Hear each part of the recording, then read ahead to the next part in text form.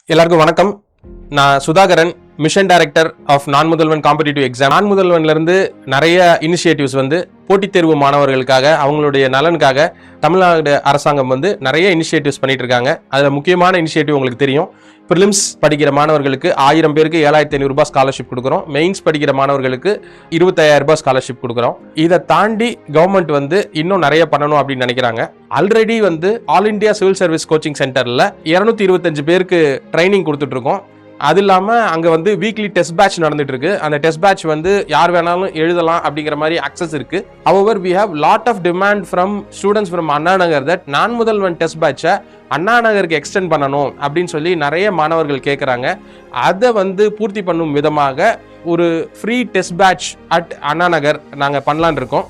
அந்த test batch பத்தி தான் உங்ககிட்ட நான் பகிர்ந்துக்கணும் அப்படின்னு நினைக்கிறேன். ஏன் இந்த டெஸ்ட் பேட்ச் பண்றோம் அப்படின்னா, மெயினான விஷயம் என்னன்னா, நம்ம ஆல்ரெடி இங்க சில டெஸ்ட் கொடுத்துட்டு இருக்கிறோம். நம்மளுடைய ராஜா அண்ணாமலைபுரத்தில் இருக்கக்கூடிய all India civil service coaching centre, எஸ்டிஐன்னு சொல்லக்கூடிய all India civil service coaching சென்டர்ல நம்ம வீக்லி பேசிஸ்ல டெஸ்ட் கொடுத்துட்டு இருக்கிறோம். அதை நிறைய மாணவர்கள் ஆக்டிவா எழுதிட்டு இருக்காங்க.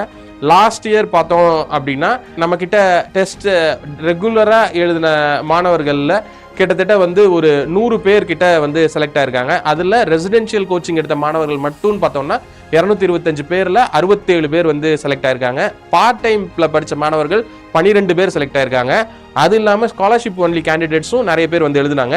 பட் ஹவவர் மாணவர்களோட கோரிக்கை என்ன இருக்கு அப்படின்னா, அண்ணா நகர்ல தான் நாங்க ஸ்டே பண்ணியிருக்கோம். அண்ணா நகர்ல தான் எங்களுக்கு தேவையான மற்ற நிறைய ஃபெசிலிட்டிஸ் இருக்கு. ஸோ அண்ணா நகர்ல எங்களுக்கு டெஸ்ட் பேட்சை நீங்க எக்ஸ்டெண்ட் பண்ணி கொடுக்கணும் அப்படின்னு லாங் ஸ்டாண்டிங் டிமாண்ட் இருக்கு. லாஸ்ட் இயர்ல இருந்தே ஸ்டூடெண்ட் கேட்டுட்டு இருக்காங்க. லாஸ்ட் இயர்ல பார்த்தோம்னா we did not have any facility in Anna Nagar. So அதனால அந்த டெஸ்ட் கண்டக்ட் பண்றதுல டிஃபிகல்ட்டி இருந்துச்சு. Now we have our facility, we have our study hall at Anna Nagar. ஒரு 200 people capability இருக்கக்கூடிய ஸ்டடி ஹால் இருக்கு. அங்க டெஸ்ட் பேட்ச் கொடுக்கணும் அப்படின்ட்டு we are willing to give to ஸ்டூடெண்ட்னுடைய ரெக்குவயர்மெண்ட்டை பூர்த்தி பண்ற மாதிரி free test batch that is open to all. We wanted to give a test batch, நான் முதல்வன் test batch which is extended to everybody in Anna Nagar. விருப்பப்படுற யார் வேணா எழுதலாம் அப்படிங்கிற மாதிரி ஒரு டெஸ்ட் பேட்ச். அதை வேரியஸ் பேட்சஸாக நடத்தலாம் அப்படின்ட்டு நினைக்கிறோம். நீங்கள் நினைக்கலாம், why government wanted to do this, why government is actively involving in this அப்படிங்கிற விஷயத்தை நான் முதல்ல உங்ககிட்ட பகிர்ந்துக்கணும்னு நினைக்கிறேன். டீடைல்ஸ் ஆஃப் த டெஸ்ட் பேட்சை பற்றி நம்ம போகிறதுக்கு முன்னாடி கவர்மெண்ட் இந்த திட்டத்தை ஆரம்பித்ததற்கான நோக்கம் என்ன அப்படிங்கிறத பத்தி உங்ககிட்ட நான் பகிர்ந்துக்கணும் அப்படின்னு நினைக்கிறேன். நமக்கு தெரியும், தமிழ்நாடு அரசினுடைய இந்த திட்டத்தை பொறுத்தவரையிலும் தமிழ்நாடு அரசினுடைய இலக்கு என்ன அப்படின்னா, யூபிஎஸ்சி ரிசல்ட்ல மினிமம் 10% மாணவர்களாவது தமிழ்நாட்டை சேர்ந்த மாணவர்களாக இருக்க வேண்டும். தமிழ்நாட்டை சேர்ந்த மாணவ மாணவியர் 10% யூபிஎஸ்சி எக்ஸாம்ல, ஐஏஎஸ் எக்ஸாம்ல ஃபைனல் ரிசல்ட்ல 10% மாணவர்கள் இடம்பெறணும். 1000 பேர் செலக்ட் பண்றாங்கன்னா அதுல 100 மாணவர்களாவது தமிழ்நாட்டை சேர்ந்த மாணவர்கள் இருக்கணும். அந்த ட்ரெண்ட் 2016 வரைக்கும் அந்த ட்ரெண்ட் கீப் அப் ஆனிச்சு. 100ல இருந்து 115 கேண்டிடேட் வரைக்கும் செலக்ட் ஆகிட்டு இருந்தாங்க. நம்ம 2017க்கு அப்புறம் பார்த்தோம்னா அந்த ட்ரெண்ட் ஸ்லோவா டிராப் ஆக ஆரம்பிச்சது. அது 2021ல ரொம்ப லோவா போய் 27 மாணவர்கள் தான் செலக்ட் ஆயிருக்காங்க. இதை பார்த்த தமிழ்நாடு அரசு இதுக்காக நம்ம நான் முதல்வன் வழியா நிறைய விஷயங்கள் பண்ணணும் அப்படிங்கிறதுக்காக தான் நான் முதல்வன் இனிஷியேட்டிவ் ஆரம்பிச்சிருக்காங்க. இதுல நம்ம ஸ்காலர்ஷிப் கொடுக்கறது ஒரு பக்கம், ரெசிடென்ஷியல் ட்ரைனிங் கொடுக்குறோம். why we wanted to extend prelims test to Anna Nagar, why we wanted to cover most of the students in Anna Nagar அப்படிங்கிறது தெரியணும். we have analyzed data. அந்த டேட்டாவை பார்க்கும் பொழுது prelims எவ்வளவு பேர் எழுதுறாங்களோ அதுல 8ல இருந்து 10% பேர் ஃபைனலா செலக்ட் ஆகுறாங்க. இன் பிட்வீன் மெயின்ஸ்னு ஒரு ஸ்டேஜ் இருக்கு, அந்த ஸ்டேஜோட இம்பாக்ட் இருக்கு. ஹவவர் நாங்க அந்த நம்பர்ஸை பார்க்கும் பொழுது, இயர் ஆன் இயர் பார்க்கும் பொழுது prelims எத்தனை பேர் நம்ம ஊர்ல இருந்து எழுதுறாங்களோ அதுல இருந்து 8 to 10% பேர் ஃபைனலா செலக்ட் ஆகுறாங்க. ஸோ ஃபைனல் ரிசல்ட்ல 10% செலக்ட் ஆகணும்னா பிரிலிம்ஸ்ல செலக்ட் ஆகிறவங்களும் ஓவரால் பிரிலிம்ஸ் நம்பர்ல 10% இருக்கணும். 14000 பேர் எடுக்கிறாங்கன்னா மினிமம் 1400 பேர் தமிழ்நாட்டில இருந்து இருக்கணும். 10000 பேர் எடுக்கிறாங்கன்னா 1000 பேர் இருக்கணும். எனக்கு நல்ல ஞாபகம் இருக்கு, நான் 2011ல இருந்து 2016 வரைக்கும் எழுதிட்டு இருந்தேன். அந்த டைம்ல நம்ம எக்ஸாம்ஸ் இதர் காயிதே மில்லத்துல நடக்கும், இல்லாட்டி பிரசிடென்சி காலேஜ்ல நடக்கும், இல்லாட்டி பிரசிடென்சி ஸ்கூல் உமன்ல மெயின்ஸ் எக்ஸாம் நடக்கும். அப்போ நான் பார்த்திருக்கேன், ஒரு 1200 பேர் 1300 பேர் எழுதிட்டு இருப்பாங்க. சரி, அப்படிதான் வந்து ஸ்டாட்டிஸ்டிக்ஸ் இருக்குன்னு I was trying to see what is happening in the recent year. To our surprise, only 293 students have appeared in mains. அப்போ 293 students தான் prelims clear ஆயிருக்காங்க அப்படின்னா ஃபைனல் ரிசல்ட்ல அது எப்படி ரிஃப்ளெக்ட் ஆயிருக்குன்னா 27 ஸ்டூடெண்ட்ஸ் தான் ஃபைனலா வந்து யூபிஎஸ்சி ரெக்கமெண்டட் லிஸ்ட்ல இருக்காங்க. இதே வந்து நம்ம 2022 எடுத்தோம்னா 453 பேர் வந்து தமிழ்நாட்டில இருந்து மெயின்ஸ் எழுதியிருக்காங்க, 36 பேர் வந்து ஃபைனல் லிஸ்ட்ல வந்திருக்காங்க. 2023 வந்து 585 பேர் வந்து கிளியர் பண்ணியிருக்காங்க.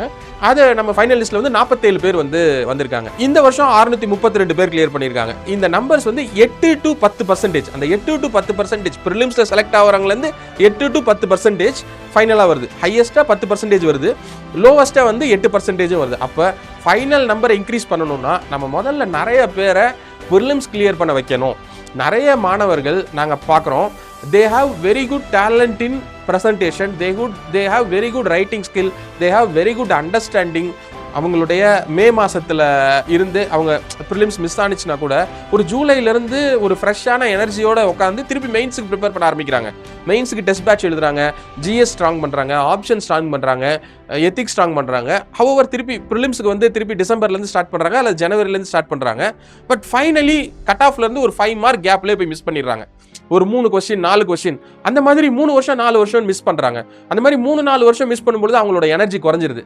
திருப்பி அவங்க வந்து அந்த கிளாஸ் சீலிங்கை உடச்சி வெளியில வரும் பொழுது அவங்களுக்கு எனர்ஜி இருக்கா அப்படின்ட்டு தெரிய மாட்டேங்குது. அப்போ earlier people clear prelims, அவங்க சீக்கிரம் கிளியர் பண்றது மூலியமா இல்ல அவங்களை கிளியர் பண்ண வைக்கிறது மூலியமா தமிழ்நாடுடைய சக்சஸ் வந்து அதிகரிக்கும். அப்போ ப்ரிலிம்ஸ்ல நிறைய பேரை வந்து நம்ம புஷ் பண்ணணும். நிறைய பேர் வந்து எந்த டெஸ்ட் பேட்சும் போடாம இருப்பாங்க, இல்ல ஃப்ரீ டெஸ்ட் பேட்சஸ் நம்பி இருக்கிறவங்க நிறைய மாணவர்கள் இருப்பாங்க. இன்னும் கொஞ்சம் பேர் ஆல்ரெடி வந்து டெஸ்ட் பேட்ச் ஏற்கனவே எழுதிட்டு இருக்கிற மாணவர்களும் இருப்பாங்க, இல்ல இனிமே ஏதாவது டெஸ்ட் பேட்ச் நான் ஜாயின் பண்ணணும் அப்படின்ட்டு நினைக்கிற மாணவர்களும் இருப்பாங்க. நீங்க நல்லா யோசிச்சு பார்த்தீங்கன்னா உங்களுக்கு தெரியும், ஒரு சிலர் வந்து வருஷம் ப்ரிலிம்ஸ் கிளியர் பண்ணிக்கிட்டே இருப்பாங்க. எப்படி கிளியர் பண்றாங்க அப்படின்னு தெரியாது. அவங்க வந்து இன்டர்வியூ போவாங்க, அதுக்கப்புறம் அவங்களுக்கு வந்து ஒரு 15 நாள் டைம் இருக்கும், இல்ல 1 மாசம் டைம் இருக்கும், சில நேரம் 1 வாரம் தான் டைம் இருக்கும். ஆனாலும் அடுத்த வருஷம் ப்ரிலிம்ஸ் கிளியர் பண்ணுவாங்க. வேறஸ் இது வரைக்கும் ஒரு தடவை கூட ப்ரிலிம்ஸ் கிளியர் பண்ணாத கேண்டிடேட் லாஸ்ட் 2 வருஷமா சின்சியரா படிச்சுட்டு இருப்பாங்க. 8 மணி நேரம் படிப்பாங்க, 9 மணி நேரம் படிப்பாங்க, ஃபுல்லாக புக்கெல்லாம் ரிவைஸ் பண்ணுவாங்க, ஸ்டாண்டர்ட் புக்ஸை படிச்சிருப்பாங்க, லக்ஷ்மிகாந்த் படிச்சிருப்பாங்க, PMF IAS படிச்சிருப்பாங்க, ஜாகிரஃபி NCERT ரிவைஸ் பண்ணியிருப்பாங்க, ஸ்பெக்ட்ரம் படிச்சிருப்பாங்க, ஸ்பெக்ட்ரம் ஃபுல்லாக ரிவைஸ் பண்ணியிருப்பாங்க. ஹவவர் ப்ரிலிம்ஸ் மட்டும் கிளியர் ஆகாது. அங்கே கடைசியாக ஒரு கேப் இருந்துகிட்டே இருக்கும். ப்ரிலிம்ஸுங்கிறது நிறைய பேருக்கு வந்து night Meir until you clear it for the first time நீங்கள் அதை கிளியர் பண்ணுற வரைக்கும் அது ஒரு பெரிய நைட் மேராக இருக்கும். ஏன்னா ப்ரிலிம்ஸில் நிறைய சர்ப்ரைஸ் இருக்கும். மெயின்ஸில் வந்து ஒரு டிஃபைன்டு சிலபஸ் இருக்கு, ரீசனபிளி டிஃபைன்டு சிலபஸ். மெயின்ஸ்ல வந்து உங்களுக்கு ஒரு 20% சர்ப்ரைஸ் இருக்கு அப்படின்னா ப்ரிலிம்ஸ்ல வந்து 40% சர்ப்ரைஸ் இருக்கும். ஸோ அந்த சர்ப்ரைஸை எக்ஸாம் ஹாலில் ஹேண்டில் பண்ண முடியாம நிறைய பேர் வந்து ஸ்ட்ரகிள் ஆவாங்க. அப்போ இந்த கிளியர் பண்றவங்கலாம் எப்படிங்க ஹேண்டில் பண்றாங்க? இந்த கிளியர் பண்றவங்க மட்டும் எப்படி இந்த சர்ப்ரைஸை ஹேண்டில் பண்றாங்க? நீங்க நிறைய உதாரணம் பார்த்துக்கலாம். இப்போ தீனா தாபி அப்படிங்கிறவங்க பார்த்தீங்கன்னா ஃபர்ஸ்ட் அட்டெம்ப்ட்ல 2015 கிளியர் பண்றாங்க. என் டைம்ல நான் 2011 to 16 எழுதிட்டு இருந்தேன். அந்த டைம்ல வந்து தீனா தாபி வந்து ஃபர்ஸ்ட் அட்டெம்ப்ட்ல கிளியர் பண்ணாங்க. தீனா தாபி வந்து 0.5 மார்க்ல தான் வந்து ப்ரிலிம்ஸ் கிளியர் பண்ணியிருந்தாங்க. அவங்க வந்து கடைசியாக பார்த்தா ஃபர்ஸ்ட் ரேங்க் வர அளவுக்கு அவங்களுக்கு வந்து எபிலிட்டி இருந்திருக்கு. வேற சிலர், நான் ரீசெண்டாக ஒரு இன்டர்வியூ பார்த்தேன், ஒரு பொண்ணு, அவங்களோட பேர் எனக்கு மறந்து போயிடுச்சு. அவங்க வந்து 5 அட்டெம்ப்ட்ஸாக ப்ரிலிம்ஸ் கிளியர் பண்ணல, 6th அட்டெம்ப்ட் வந்து டாப் 50 வந்துட்டாங்க. நிறைய பேர் ஸ்கில் இருக்கிறவங்க ப்ரிலிம்ஸ்னால மிஸ் பண்றவங்க இருக்காங்க, அதாவது மெயின் ஸ்கில் இருக்கவங்க. அப்போ அவங்கள்ட்ட கண்டென்ட் இல்லையா, நாலேஜ் இல்லையா? மெயின்ஸ் கிளியர் பண்றாங்க, டாப் 50 வராங்கன்னா எப்படி கண்டென்ட் இல்லை நாலேஜ் இல்லைன்னு சொல்ல முடியும்? கண்டென்ட், நாலேஜ், ஹார்ட் ஒர்க் எல்லாமே இருக்கு. இருந்தா கூட அந்த ப்ரிலிம்ஸ்ங்கிற கிளாஸ் லீடிங்க உடச்சு போக முடியல. அப்ப ப்ரிலிம்ஸுக்குன்னு ஏதோ தனியா ஸ்கில் இருக்கு. அப்பார்ட் ஃப்ரம் நாலேஜ், ப்ரிலிம்ஸுக்குன்னு ஒரு தனி ஸ்கில் செட் இருக்கு. அந்த ஸ்கில் செட்டை எப்படி அக்வயர் பண்றது? ப்ரிலிம்ஸ்ல சில விஷயங்கள் சர்டைனா இருக்கு, சில விஷயங்கள் அன்சர்டைனா இருக்கு. இந்த அன்சர்டைனான ஏரியாவை பார்த்து பயந்து அந்த ஏரியா பின்னாடி நிறைய டைமை ஸ்பெண்ட் பண்ணி சர்டைனான ஏரியால நம்மள ஷார்ப் ஆக்காம தவறிடுறோம். இந்த விஷயத்தை இம்ப்ரூவ் பண்ணணும், அதை வந்து ஸ்ட்ரீம்லைன் பண்ணணும். அதை எப்படி ஸ்ட்ரீம்லைன் பண்ணலாம்? இதுல நான் முதல்வன் பார்ட்டும் இருக்கணும் அப்படின்னு சொல்லிட்டு கவர்மெண்ட் நினைக்கிறாங்க. ஸோ அதுக்கான ஸ்டெப்பா இந்த free prelims mock test in Anna Nagar அப்படிங்கிறது அமையும் அப்படின்றத நாங்க டீப்பா நம்புறோம். நாங்க என்ன நம்புறோம்? எங்களோட வேல்யூஸ் என்ன? நாங்கள் ப்ரிலிம்ஸை பற்றி நாங்கள் என்ன எங்களோட பிலீஃப்ஸ் அண்ட் ஃபெய்த் என்னவா இருக்குது அப்படின்னா, யூபிஎஸ்சி நம்ம எதிர்பார்க்காத சில கொஸ்டினை கேட்குறோம், அதை ஒரு பக்கம் தனியாக வச்சுக்குவோம். இன்னொரு பக்கம் யூபிஎஸ்சி கேட்ட கேள்வியை திருப்பி கேட்கறது இல்லை மோஸ்ட் ஆஃப் த டைம்ஸ். ஒரு சில கேள்வியை வந்து இந்த வருஷமும் கேட்டிருக்கான், அதே கேள்வியை கட் காப்பி பேஸ்ட் பண்ணி அடுத்த வருஷமும் கேட்டிருக்கான். அது வெரி வெரி மினிமல், அது 1% அல்லது 0.5% அவ்வளோதான் நம்ம வச்சுக்கலாம். ஆனால் பெரும்பாலான கேள்விகள் கேட்ட கேள்வியை திருப்பி கேட்கறது இல்லை, ஆனால் கேட்ட தீமுல இருந்து திரும்ப திரும்ப கேட்குறான். அந்த தீம் இந்த தீம்ல இருந்து திரும்ப திரும்ப வருது. எவ்ரி 3 years ஒன்ஸ் இன்ஃப்ளேஷனை ரிலேட் பண்ணியோ அல்லது இன்ஃப்ளேஷன் இண்டெக்ஸ்டு பாண்டை ரிலேட் பண்ணியோ ஒரு கேள்வி எக்கனாமிக்ல வருது. இன்னொரு பக்கம் பார்த்தீங்கன்னா எக்ஸ்சேஞ்ச் ரேட், ஃபாரின் எக்ஸ்சேஞ்சை ரிலேட் பண்ணி கேள்விகள் வருது. ஃபண்டமெண்டல் ரைட்ஸ்ல இருந்து கேள்விகள் வருது. ஆனா டிபிஎஸ்பில இருந்து ரேரா தான் கேள்விகள் வருது. தொடர்ந்து ஒரு சில தீம்ல இருந்து திரும்ப திரும்ப கேட்டுட்டே இருக்கான், பட் நாட் சேம் கொஸ்டின். அப்ப அந்த தீம்ல ரிப்பீட்டட் தீம்ஸ்ல நீங்க எவ்வளவு ஸ்ட்ரென்த்தா இருக்கீங்க, ரிப்பீட்டட் தீம்ஸ்ல நீங்க எவ்வளவு ஸ்ட்ரென்த்தா இருக்கீங்க, அதுல உங்களோட அக்யூரசி எவ்வளவு இருக்கு அப்படிங்கிறது number 1 point to clear prelims. First point என்னன்னா, ரிப்பீட்டட் தீம்ஸ்ல நீங்க என்ன ஸ்ட்ரென்த்ல இருக்கீங்க. அந்த இம்பார்ட்டன்டான 5 subject, polity, economy, geography, environment, science and tech, history. இப்போ இந்த 6வது சப்ஜெக்ட் ஹிஸ்டரியில ரொம்ப ரொம்ப கம்மியாக தான் கேட்குறாங்க. அதை நம்மளால கேப்சர் பண்ண முடியாமல் இருக்கு. மாடர்ன் இந்தியாவில் அவங்க அதிகமாக கேட்கறது இல்லை, 2 கேள்வியோ 3 கேள்வியோ தான் கேட்குறாங்க. ஆனால் நம்ம அதுக்காக ஸ்பெக்ட்ரம் ஃபுல்லாக படிக்க வேண்டியதாக இருக்குது. அதை நம்ம நெக்லெக்ட் பண்ண முடியாது, அது ஒரு பக்கம் தனியாக வச்சுக்குவோம். ஆனால் இந்த 5 ஏரியாவிலிருந்து நமக்கு திரும்ப திரும்ப ரிப்பீட்டட் ஏரியாவிலேருந்து கேட்குறாங்க. அப்போ அந்த ரிப்பீட்டட் ஏரியா என்ன, அந்த தீம் என்ன, அதை எப்படி கான்குயர் பண்ணுறது, அதை எப்படி கேப்சர் பண்ணுறது, அதை எப்படி ஸ்ட்ரீம்லைன் பண்ணுறது அப்படிங்கிறத ஃபோக்கஸ் பண்ணி தான் எங்களுடைய டெஸ்ட்டை முழுமையாக வடிவமைச்சிருக்கோம். இதை தாண்டி அன்சர்டைன் ஏரியாவை எப்படி மேனேஜ் பண்ணுறது, எப்படி எக்ஸ்ட்ராபோலேட் பண்ணுறது, கெஸ் ஒர்க்கை எப்படி ப்ரெசைஸாக பண்ணுறது. அட்லீஸ்ட் நம்ம வந்து நம்மளோட கெஸ் ஒர்க்கில் 50% ரைட் ஆகணும். we are doing a guess work, அந்த கெஸ் ஒர்க்கில் 50% ரைட் ஆகணும். அப்போ இதெல்லாம் பண்ணணும்னா இதெல்லாம் this includes a skill. இது ஒரு ஸ்கில் பேஸ்கெட். நாலேஜ் அப்படிங்கிறது ஒரு பேஸ்கெட் அப்படின்னா, அந்த நாலேஜுங்கிற பேஸ்கெட்டோட இந்த ஸ்கில் பேஸ்கெட்டை நீங்கள் கொண்டு போய் பிளண்ட் பண்ணும் பொழுது தான் உங்களுக்கு இது ரெண்டும் சினர்ஜியாக ஒர்க் ஆகும் பொழுது தான் உங்களுக்கு ரிசல்ட் அவுட்புட்டில் ப்ரிலிம்ஸ் கிளியர் அப்படிங்கிற இடம் வருது. ஒன்ஸ் நீங்கள் அந்த ஃபார்மை அடைஞ்சிட்டிங்கன்னா, அந்த ஃபார்முக்கு வந்துட்டிங்கன்னா, அதுக்கப்புறம் உங்களை ப்ரிலிம்ஸ் கிளியர் பண்ணுறது யாரும் தடுக்கவே முடியாது. உங்களுக்கு ஜஸ்ட் 1 மாதம் போதும். ஆனால் அதை அடையிற வரைக்கும் உங்களுக்கு அந்த இடம் தேவைப்படுது. அப்போ அந்த இடத்துக்கு மெல்ல மெல்லமாக உங்களை கூட்டிகிட்டு போகணும். அந்த இடத்த நோக்கி ஒரு ஸ்ட்ரீம் லைன் பண்ணி கைட் பண்ண வைக்கணும். ஏன்னா இப்போ இருக்க காலகட்டம் எப்படிப்பட்ட காலகட்டம் அப்படின்னா, மெட்டீரியல் இல்லாதது பிரச்சனை இல்லை, மெட்டீரியல் டம்பாக இருக்கிறது தான் பிரச்சனையாக இருக்குது. மெட்டீரியல் வந்து ஓவர் டம்பாக இருக்குது. அப்போ உங்களுக்கு வந்து ஒரு குதிரை வந்து அந்த இலக்கை அடையணும்னா அதுக்கு ஒரு கடிவாளம் தேவைப்படுது, அதுக்கு டைரக்ஷன் தேவைப்படுது, அதுக்கு ஸ்ட்ரீம்லைன் பண்றது தேவைப்படுது. அது கடிவாளம் இல்லாட்டினா பல பக்கம் அதோட ஓரியன்டேஷன் போய் அது போக வேண்டிய இலக்க போய் சேராது.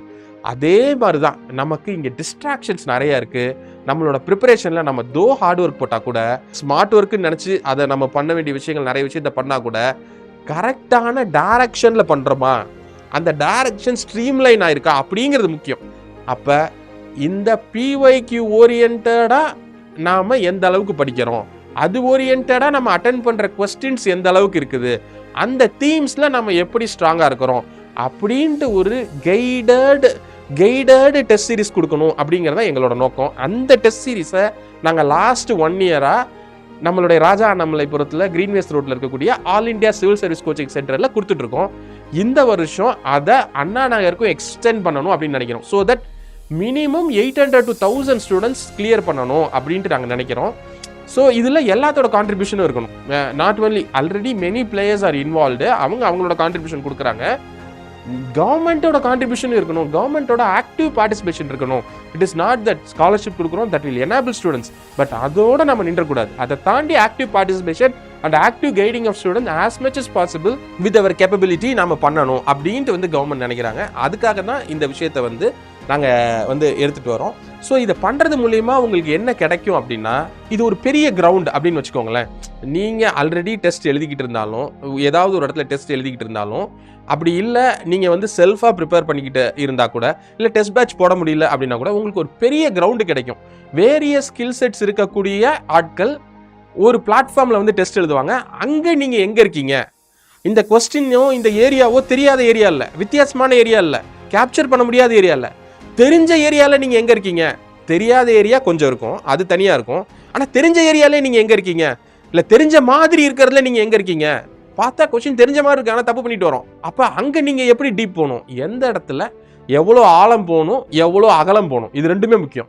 நம்ம வைடு எவ்வளோ போகணும், அப்போ எந்த இடத்துல வைடை நிறுத்தணும், எந்த இடத்துல டீப் போகணும், அந்த டீப்பும் எவ்வளோ போகணும், அது எங்கே நிறுத்தணும். அப்போ எந்தெந்த தீமில் எவ்வளோ டீப் போகணும் அப்படின்னு உங்களுக்கு தெரியணும்.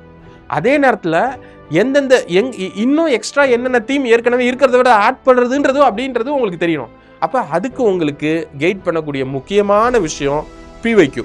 பிஒய்க்யூவை மட்டுமே வச்சு நம்ம ப்ராக்டிஸ் பண்ண முடியாது. பிஒய்க்யூ பேஸ்டாக கொஸ்டின் பேப்பர் அமையும் பொழுது பிஒய்க்யூ பேஸ்டாக தான் இருக்குது. ஆனால் இந்த கொஸ்டின் பேப்பரில் அதே கேள்வி இல்லை, ஆனால் அந்த தீம் பேஸ் பண்ணி வேறு இருக்குது. அப்போ அந்த தீமில் நீங்கள் எவ்வளோ ஸ்ட்ராங்காக இருக்கீங்க அதை டெஸ்ட் பண்ணுறதுக்கு இது உங்களுக்கு ரொம்ப முக்கியமாக உதவும். இந்த ஸ்கில் செட்டை ஒரு பெரிய கிரவுண்டில் நீங்கள் டெஸ்ட் பண்ண முடியும். அதை கண்டினியூஸாக பண்ணும் பொழுது, அதில் ஒரு டிசிப்ளின் வரும்பொழுது உங்களோட ப்ரிப்பரேஷன் மோர் ரிஃபைண்டாக மாறும். இதை உங்களுக்கு நாங்கள் எக்ஸ்டெண்ட் பண்ணணும் அப்படின்ட்டு நினைக்கிறோம். இது அண்ணா நகரில் நடக்குது. நான் சொன்ன மாதிரி ஜனவரி 3ஆம் தேதியிலேருந்து இதை நாங்கள் ஆரம்பிக்க போகிறோம். இதோட ஷெட்யூல் அண்ட் இதோட registration forms that also we will share with you. நாங்கள் இவ்வளோ பண்ண தயாராக இருக்கோம். நாங்கள் எதிர்பார்க்கறது உங்ககிட்ட இருந்து என்ன அப்படின்னா, உங்களோட டைம் கொஞ்சம் டிசிப்ளின். நிறைய பசங்க இன்ன வரைக்கும் நான் எந்த டெஸ்ட் பேட்சும் போடல, எனக்கு ஏதாவது ஒரு டெஸ்ட் பேட்ச் வேணும்னு நினைக்கிறவங்க இருப்பீங்க. நீங்கள் ரிலை பண்ணி ஃபாலோ பண்ணுறதுக்கான ஒரு டெஸ்ட் பேட்சாக இருக்கும் அப்படிங்கிறது நான் இதை உங்களுக்கு வாக்குறுதி கொடுக்குறேன். இந்த டெஸ்ட் பேட்சை நீங்கள் எழுதலாம். வேறு சில மாணவர்கள் இருப்பீங்க, அவங்க ஆல்ரெடி நான் ஒரு டெஸ்ட் பேட்ச் போயிட்டுருக்கேன் சார், அதில் என்னோட ஷெட்யூல் இதனால் அஃபெக்ட் ஆகும் அப்படின்னு நினைக்கிறவங்க இருப்பீங்க. நான் உங்களுக்கு ஒரே ஒரு விஷயம் சொல்கிறேன். நீங்கள் எக்ஸிஸ்டிங் டெஸ்ட் எங்கே எழுதுறீங்களோ அதை எழுதுங்க, அதை டிஸ்கண்டினியூ பண்ணாதீங்க. எக்ஸ்ட்ரா நீங்கள் ஒன்றே மட்டும் பண்ணுங்கள், இந்த டெஸ்ட்டுக்காக ஒரு நாள் எக்ஸ்ட்ரா கொடுங்க. இந்த டெஸ்ட் உங்களுக்கு எப்போ வருதோ அதுக்கு ஜஸ்ட் 24 ஹவர்ஸ்க்கு முன்னாடி இந்த கான்செப்ட்ஸ் எல்லாம் நீங்கள் ஏற்கனவே படித்ததை ஒரு ரிவைஸ் பண்ணுங்கள், ஒரு ப்ரஷ் அப் பண்ணுங்கள், பிஒய்க்யூ பாருங்கள், பார்த்துட்டு 2 ஹவர்ஸ் எழுதுங்க. எழுதுனதுக்கு அப்புறம் நமக்கு தெரிஞ்ச ஏரியாஸில் என்ன தப்பு பண்ணியிருக்கோன்னு ஒரு 2 ஹவர்ஸ் அனலைஸ் பண்ணுங்கள். You just give this much of the time, that itself will improve you in a big way. நீங்கள் அந்த உங்களை டைரக்ஷன் பண்ணுறதுல, உங்களை அலைன் பண்ணுறது இது ஒரு இம்பார்ட்டன்ட் ரோல் ப்ளே பண்ணும் அப்படின்னு நாங்கள் ஸ்ட்ராங்காக நம்புகிறோம். So what we expect time and your discipline. நம்ம ஊர் கூடி தேர்ந்தா தான் ஒரு பெரிய சக்ஸஸ் பண்ண முடியும். அதில் கவர்மெண்ட் ஆஃப் தமிழ்நாடு ஜாயின் பண்ணணும்னு நினைக்கிறாங்க. ஸோ நான் முதல்வன் சார்பாக இருக்கக்கூடிய இந்த டெஸ்ட்டை நீங்கள் எஃபெக்டிவாக பயன்படுத்திக்கணும் அப்படின்னு சொல்லி மாணவர்கள் உங்ககிட்ட நாங்கள் கேட்டுக்கிறோம். நீங்கள் ஒரு ஸ்டெப் எடுத்து வச்சா நாங்கள் 2 ஸ்டெப் எடுத்து வைக்க தயாராக இருக்கோம். இன்னும் நிறைய பண்ணணும்னு நினைக்கிறோம். Whatever possible way we are exploring how to help students. So overall Tamil Nadu result நம்ம எய்ம் பண்ண அந்த 10% தமிழ்நாட்டிலேருந்து மினிமம் 100 பேர் கிளியர் பண்ணணும். டாப் 10ல் மினிமம் ஒருத்தராவது இருக்கணும். நம்ம டாப் ஃபஸ்ட் ரேங்க் எடுத்து ரொம்ப காலமாச்சு. திருப்பி ஃபஸ்ட் ரேங்க் நம்ம ஆளுங்க வரணும், யாராவது ஒருத்தராவது வரணும் இன்னும் கூடிய சீக்கிரத்தில். டாப் 10ல் நம்ம வருஷம் ஒருத்தராவது நம்ம தமிழ்நாட்டிலேருந்து டாப் 10ல் இருக்கணும். ஸோ இதை நோக்கி தான் நம்மளுடைய பயணம் இருக்குது. எல்லாத்துக்கும் நன்றி.